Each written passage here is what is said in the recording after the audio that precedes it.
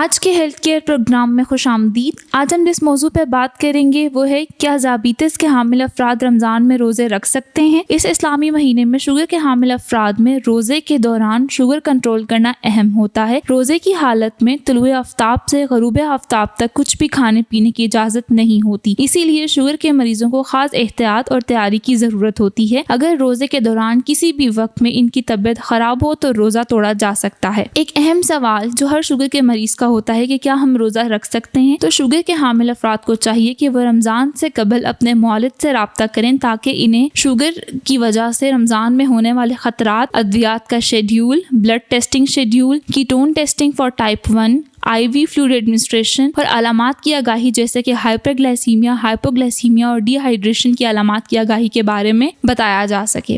روزہ رکھنے کے دوران شوگر کے حامل افراد کو جن خطرات کا سامنا کرنا پڑتا ہے ان میں شامل ہیں ڈائبٹیز کیٹو ایسیڈوسس، ہائپوگلائسیمیا یعنی شوگر لیول 70 mg/dl سے کم ہو جانا، ڈی ہائیڈریشن، ہائپرگلائسیمیا یعنی کہ شوگر کا لیول 300 سے زیادہ ہو جانا۔ ایک ریسرچ کے مطابق ٹائپ 1 کے حامل افراد میں ڈائبٹیز کیٹو ایسیڈوسس ہونے کا خطرہ زیادہ ہوتا ہے، تو ایسے افراد جو ٹائپ 1 ذیابیطس کا شکار ہوں یا جن کا HbA1c 9% سے زیادہ ہو، جنہیں ہائپوگلائسیمیا، پریگنینسی، مائکروویسکولر کمپلیکیشن یا رینل ڈیزیز ہو، وہ روزہ نہ رکھیں۔ شوگر کا چیک کرنا ایک عام عمل ہے، اس سے شوگر لیول کو بہتر بنانے اور کنٹرول کرنے میں مدد ملتی ہے۔ شوگر چیک کرنے سے روزہ نہیں ٹوٹتا۔ اگر روزے کے دوران علامتیں واضح ہوتی ہیں جیسا کہ چکر آنا، بے ہوشگی طاری ہونا، تو فوراً اپنا شوگر لیول چیک کریں۔ اگر شوگر کی مقدار 70 mg/dl سے کم ہو تو فوراً روزہ توڑ دیں۔ رمضان میں عموماً ہائی فیٹ، ہائی کیلوریز اور ہائی شوگر چیزوں کا استعمال کیا جاتا ہے، تو اس کو مد نظر رکھتے ہوئے ہمیں کھانے کے اعتبار سے میڈیسن کی ڈوز ایڈجسٹمنٹ کرنی چاہیے۔ افطار کے بعد 45 منٹ کی ایکسرسائز کا معمول ہونا چاہیے۔ شوگر کے حامل افراد کو چاہیے کہ سحری اور افطار میں کیلوریز کو ڈیوائڈ کر لیں، متوازن غذا کا استعمال کریں، زیادہ چینی والی اشیاء سے اجتناب کریں، لو کارب، لو فیٹ اور ہائی فائبر فوڈ کا استعمال کریں، پانی کا استعمال زیادہ سے زیادہ کریں، سحری تاخیر سے کریں، سحری میں پروٹین اور فیٹ کا استعمال زیادہ کریں۔ مزید معلومات کے لیے اپنے مولد سے رابطہ کریں، ڈائبٹیز سینٹر کے دیے گئے نمبر پر رابطہ کریں۔